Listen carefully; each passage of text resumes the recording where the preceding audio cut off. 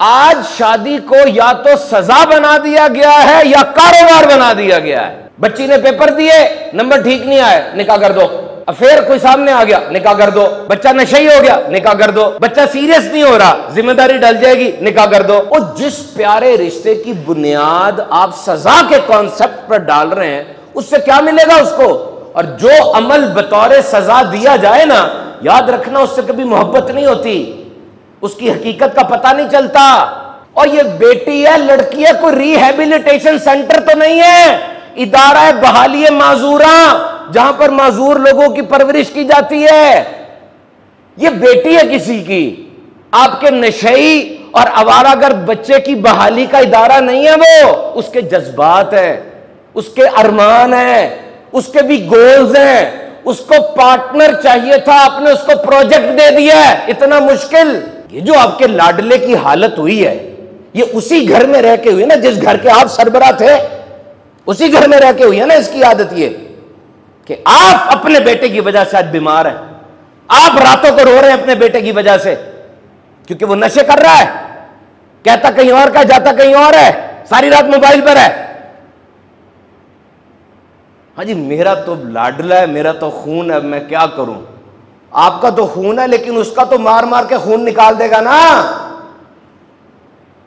किसी की बेटी, आपकी अपनी बेटियां भी हैं, गौर करें। तो निकाह ये निकम्मे होने की सूरत में नहीं रखा गया कि निकम्मा है तो निकाह कर दो। ये तो हर मुसलमान आकिल बालिग के ऊपर एक जरूरी शरई फरीजा है कि भाई जल्दी जल्दी निकाह करो, मुआशरा फितने से बचा रहेगा। और अगर इस अहम शरई फरीजे से खिलवाड़ किया गया तो इसके फवायद कैसे हासिल होंगे? ज़ौजैन आपस में एक दूसरे के लिए लिबास कैसे बनेंगे? ना पसंद पूछी, ना कुछ किया, बस बचपन की मांग थी, निकाह करके पीछे बैठ के ऑब्जर्व कर रहे हैं। अब चल जाएगा, चल जाएगा, बात कर रहे हैं एक दूसरे से, होटल गए हुए, नथिया गली गए हुए, चल जाएगा, चल जाएगा। क्या हो रहा है ये? What is happening? और ये जो ट्रेंड शुरू किया आजकल कि शादी की उम्र निकल गई, बुढ़ापे के करीब पहुंच के निकाह हो रहा है। वजह कैरियर, डिग्री, पैसा। ये किसने सिखा दिया कि ये लेवल बने हुए हैं? कैरियर, गाड़ी, डिग्री, पैसा, अब शादी। क्यों? ओ भाई, उसी का पार्ट। हज़रत उमर बिन खत्ताब रदी अल्लाह तआला फरमाते हैं कि मैं हैरान होता हूं उस शख्स पर जो बगैर निकाह के गनी होने की कोशिश कर रहा है। नबी पाक सल्लल्लाहु अलैहि वसल्लम की बारगाह में शख्स ने तंग दस्ती की शिकायत की, हुजूर ने उसको निकाह करने का फरमाया था। सारी फैब्रिक तबाह कर दी आपने ना, पूरे मुआशरे की फैब्रिक तबाह हो गई। देखिए, उम्र बढ़ने के साथ साथ इंसान का कद काठ और शऊर बढ़ता है, साथ फितरी ख्वाहिशात भी बढ़ती हैं। और अगर इनको कंट्रोल ना किया जाए तो इंसान हैवान बन जाता है। और आज सोशल मीडिया ने, फिल्मों ने, ये तालीमी इदारों के निज़ाम ने जो हाल कर दिया ना, ये शहवत की चिंगारी बढ़कर आग का शोला बन चुकी है। और इसको कंट्रोल करने का शरई तरीका, वाहिद तरीका, वो शादी है, और तो कुछ भी नहीं है। तो याद रखो मोहतरम सामीन इकराम, उम्र गुजर जाती है, नुकसानात सामने आते हैं। शादी के इंतजार में बच्चा बच्ची बैठे हैं, वालिदैन का इंतकाल हो गया, अब क्या होगा?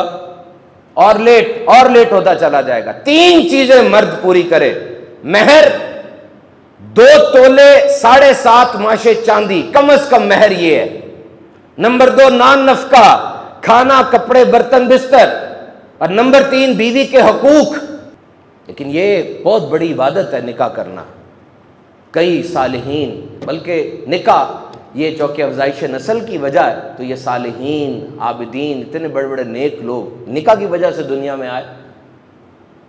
सिर्फ 2 बंदों के दरमियान रिश्ता नहीं होता निकाह, बल्कि 2 खानदानों के दरमियान रिश्ता होता है। कई नए रिश्ते बनते हैं निकाह की वजह से, सास ससुर, नंद भावज।